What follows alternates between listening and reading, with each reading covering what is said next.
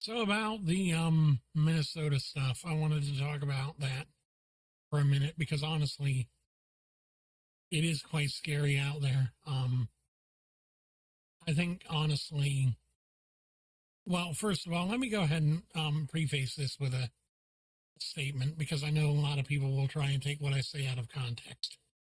I am a Christian first and foremost, but I also believe in the rule of law and the rule of sovereignty as far as our nation's borders. However, I also realize that the powerful and authorities need to be held accountable for possible bad behavior. So I'm not saying that there's anything at all that is wrong with policing our borders and peacefully deporting those that are not supposed to be here legally. But I also realize there is a real problem with the recruitment process for ICE. Let's not put too fine a point on it, but honestly, if you get crazies into your law enforcement, you're going to have problems. We've seen this before with various police departments that have had just some of the most unhinged members of the force that have done a lot of damage. I mean, there's a reason why there is a subreddit called ACAB or ACAB, also known as All Cops Are, well, illegitimate children. Let's just put it nicely. But so that being said, I think the current situation in ICE is getting to be untenable. It's becoming unstable in the worst possible way because of the way that people are reacting. You know, you have people that are peacefully, well, mostly peacefully. I know that there have been some agitators, but mostly peacefully trying to protest what they feel is an invasion of their community and also a worsening of tensions and situations in their state. But then you also have two different groups that are not helping the situation. First, you have the government officials in Minnesota, because like it or not, Tim Walz basically saying that this is an invasion and then mobilizing both the local police and the National Guard to oppose ICE agents is, putting it lightly, it's not a good look.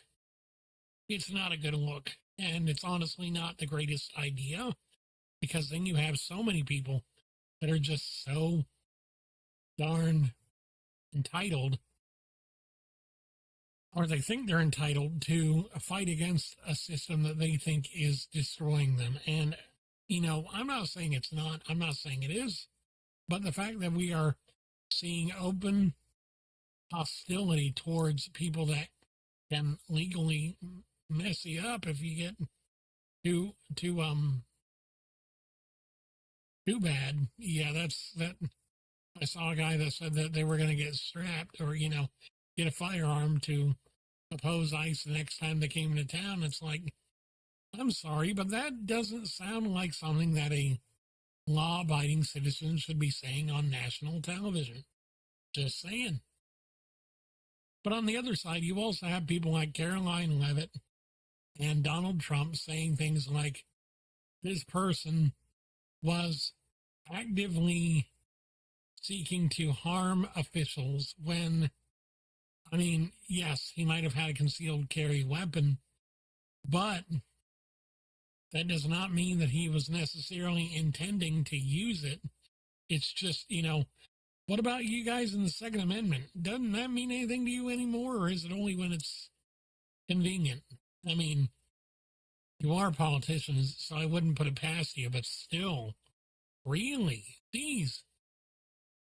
But, you know, I'm just thinking to myself, you know, what really is going to be the end result of all this? I mean, we're getting to a point to where we have so many different issues, so many different people, in so many different places just outright being almost belligerent and even possibly tyrannical in some cases towards either, law enforcement or towards our citizens, either one.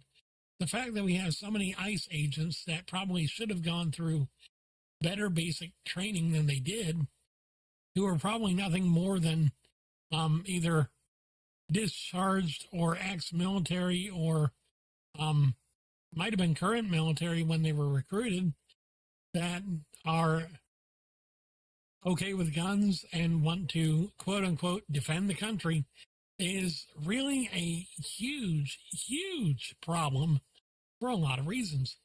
And the fact that we have so many people in so many places doing so much to just, escalate tensions, it's a wonder that we haven't had more hostility and more shootings and possibly more deaths. I'm sorry. I'm just saying that the ICE thing, there are bad actors on both sides. There are good people on both sides. There are people that are trying to help, and there are people that are trying to just enforce the law rather than trying to go on a power trip. But then you have people that are, they are visibly just agitating and causing issues or looking for a fight. And you wonder why the country is going to hell in a handbasket. I'm sorry, there's no other way to put it. So at the end of the day, I just think that there is so much more to this story, so much more to this situation than what we're being told. And honestly, I think that there's no clear victor except for the people that shouldn't have had to die in the first place. I think of Renee Good. If she hadn't have been in that area, maybe she would have still been alive. But also, I don't think that the ICE agent should have necessarily shot more than once. Both things can be true at the same time, in the same way. Should that guy have been in the area and, confronted the ICE agents? Maybe, maybe not. I don't know. But again, should the ICE agents have disarmed him and then dropped the weapon and had it misfire and then immediately gone for their guns and loaded into him? No. Again, two things can be true at the same time. It doesn't mean it's cognitive dissonance. It doesn't mean that this is a double think situation. This just means that there is clearly more than one side to the story and clearly more than one way to see what is going on. In that way, I think we are all seriously being misled as to what exactly is going on and exactly what has been happening and what will happen in the future. But that's just my opinion. I'm just one guy, and I hope that you guys have a wonderful day. Again, I thank you so much for being here and for being a part of my ministry here on YouTube. I thank you, and I pray that you are safe, that you are well, that you stay away from this situation if you can, and that you continue to seek the good in things and seek God above all else. I'm reminded of a quote by Mr. Rogers that says, "Look for the helpers. There will always be people that are helping. Look for those people. Maybe we'll find a few, Anyway, guys, thanks for watching. Have a great day. I'll see you again soon. Bye."